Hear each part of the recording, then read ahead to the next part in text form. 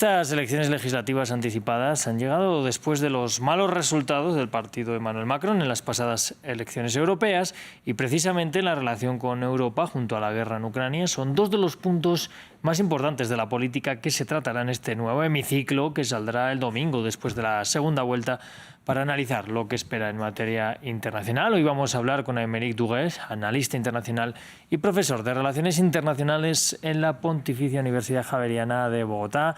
En primer lugar, le quiero agradecer que esté con nosotros aquí en esta mañana de France 24.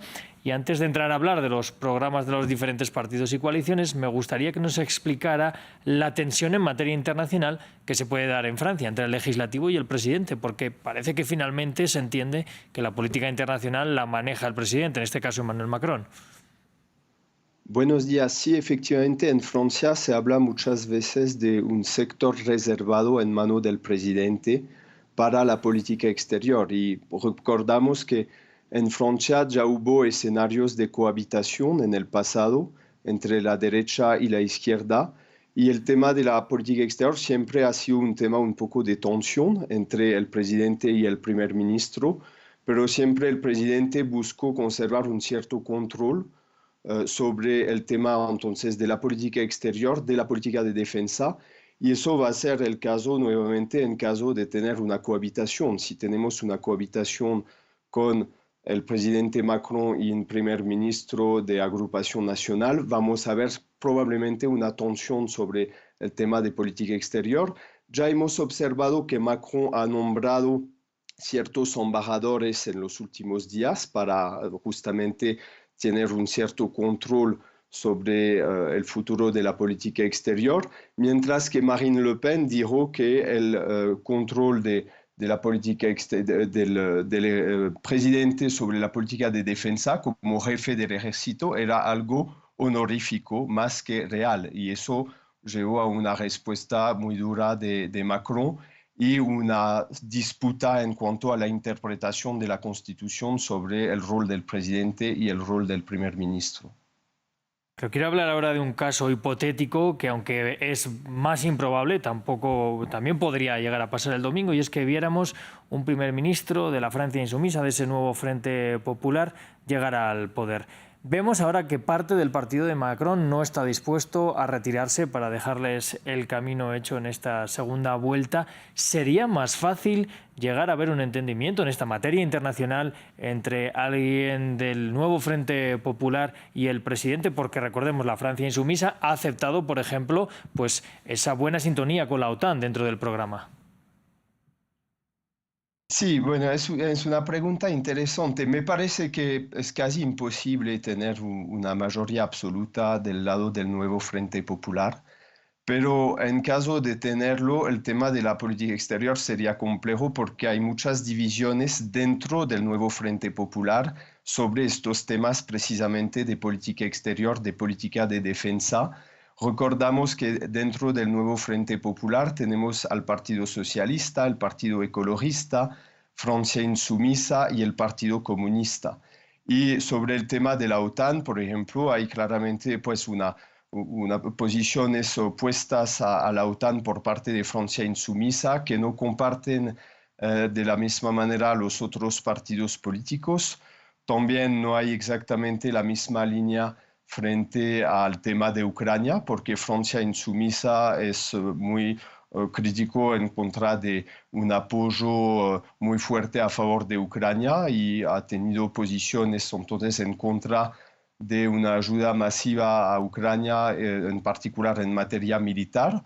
Entonces eso sería difícil de manejar del lado del nuevo Frente Popular. Y finalmente, en este escenario, repito que es muy poco probable, el presidente tal vez podría beneficiar de las divisiones que existen dentro del nuevo Frente Popular sobre los temas de política exterior y de defensa. Me parece interesante el tema de Ucrania, sobre todo por Rusia, por el invasor en esta guerra y por las relaciones que han tenido en el pasado pues la agrupación nacional, Marine Le Pen con el Kremlin. Si llegamos a ver a Jordan Bardella como primer ministro de Francia, podríamos ver un acercamiento hacia esas posturas al Kremlin. Bueno, es difícil de saber con precisión. Digamos que históricamente en los últimos años efectivamente Marine Le Pen expresó una cierta admiración en ciertos momentos frente a Vladimir Putin. Ella se encontró con Putin mientras que pocos mandatarios internacionales aceptaban recibirla. Y, sin embargo, desde la invasión de Ucrania hubo un cambio de posición por parte de Agrupación Nacional, de Marine Le Pen, una condenación de la invasión de Ucrania, pero puede haber efectivamente dudas sobre la sinceridad de este apoyo a Ucrania y sobre todo en la dimensión militar. Desde este punto de vista no es muy diferente de Francia insumisa, porque del lado de Agrupación Nacional hay reticencias frente a una ayuda militar masiva y una oposición clara, pero esta oposición está muy compartida frente a la opción que mencionó Macron algunas veces de mandar tropas, de mandar fuerzas directamente en el terreno en Ucrania. Sobre este tema hay una clara oposición del partido Agrupación Nacional y también la inquietud de los apoyos de Ucrania proviene de ciertos diputados de Agrupación Nacional que han tenido una clara cercanía con el gobierno ruso al participar, por ejemplo, como observador en el referendo que hubo en Crimea y entonces en apoyar la anexión de Crimea por parte de Rusia.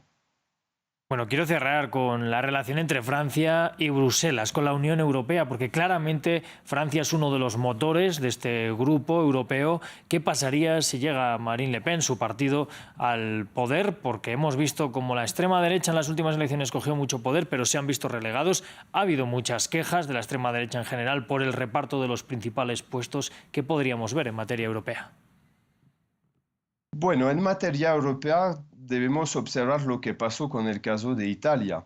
Italia también tiene un gobierno de ultraderecha, un poco diferente porque se trata de una alianza entre tres partidos políticos, pero hemos visto una buena, finalmente, relación incluso con la presidenta de la Comisión Europea, entre Giorgia Meloni y Ursula von der Leyen. Y del lado de Agrupación Nacional hemos visto un cambio de posición frente al tema de la Unión Europea. Antes tenían posiciones, digamos, muy críticas e incluso tal vez habrían la opción de un posible Frexit, como el Brexit británico. Sin embargo, han cambiado un poco de postura y lo que buscan es cambiar la Unión Europea desde adentro. Y finalmente vemos que la Unión Europea no es una protección, como algunos pensaban, frente a la extrema derecha, porque hay posibilidades por parte de los partidos de la extrema derecha de imponer sus posiciones dentro de la Unión Europea.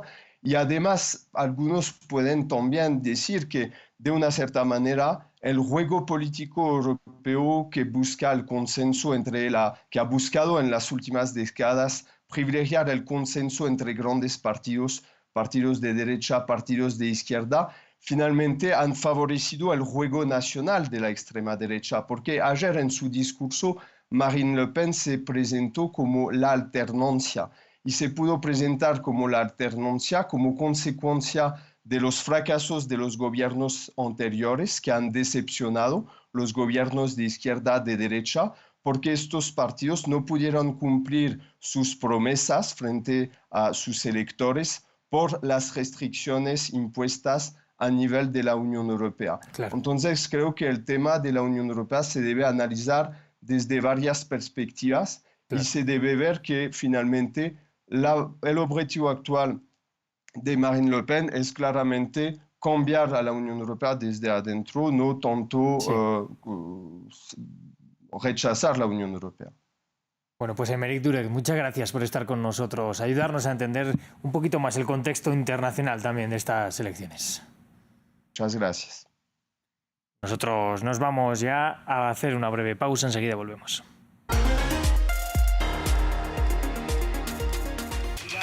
Todos los temas, todos los puntos de vista, en el debate de France 24. El candidato Noboa fue el único candidato que no optó por esta división. Análisis, contexto, polémica.